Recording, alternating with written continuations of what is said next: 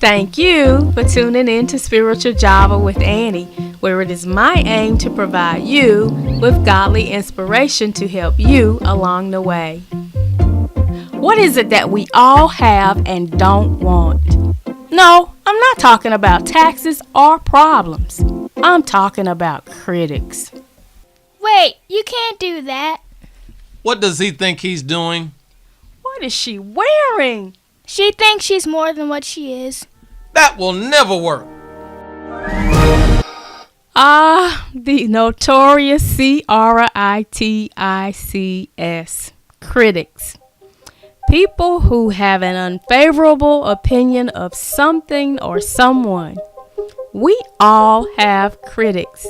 These are people that are usually on the sidelines minding other people's business and offering unsolicited advice and opinions about you and your life.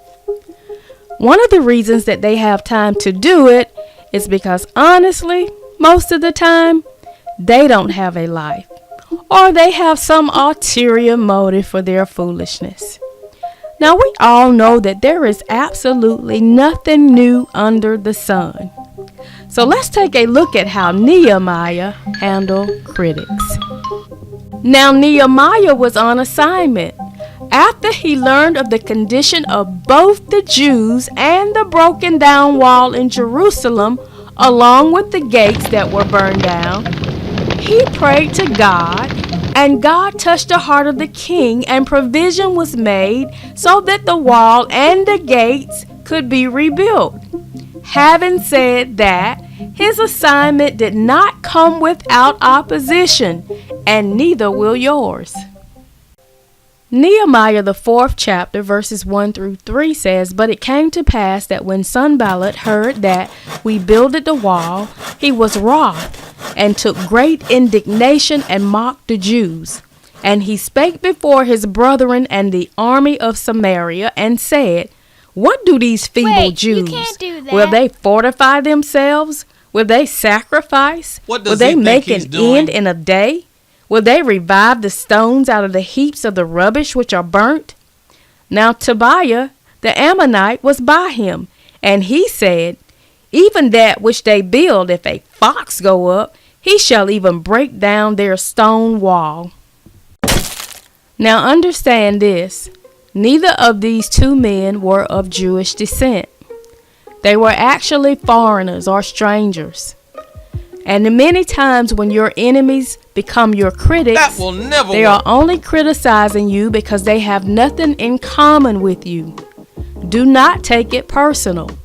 They are on their assignment, and you are on your assignment. Your assignment is to glorify God, and their assignment is to do what the enemy sent them to do, and that is to stop you. Malcolm X said it best. If you have no critics, then you will likely have no success. People only criticize people that are moving forward. Let me say that again. People typically criticize people that are moving forward. So don't stop to answer your critics. Keep doing what you're doing. Now understand this. The enemy is very tactical. Even though he may leave you for a season, he will always come at another angle. So when we get to Nehemiah, the 6th chapter, we see the continuation of the plot of the enemy, or Nehemiah's critics.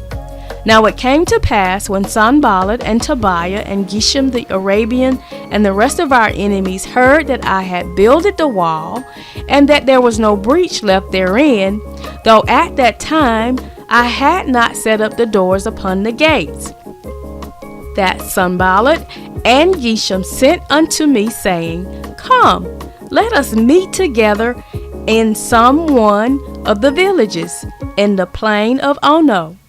But they thought to do me mischief.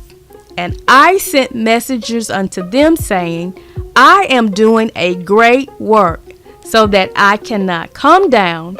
Why should the work cease, whilst I leave it and come down to you?